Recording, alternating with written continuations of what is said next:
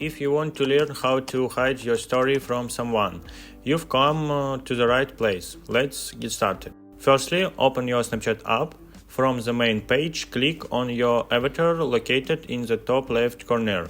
Next, scroll down to open your friends list by selecting My Friends. Now, let's say we want to hide our stories from center individuals. Click on the person you want to hide your story from. You'll see a couple of options. Click on Story Settings. Here you'll be able to mute the stories, ensuring you won't view them. You can also turn off story notifications if needed. Next, go back to the main page and tap on the settings in the top right corner.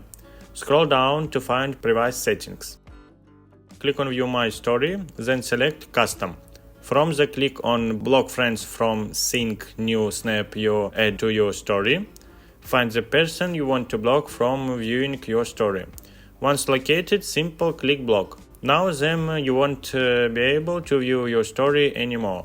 This is the easiest way to hide your story from someone. Another method is to open your friend list, select the person, click on Manage Friendship and enter delete them from your friends list or block them. These are two ways to hide your story from someone.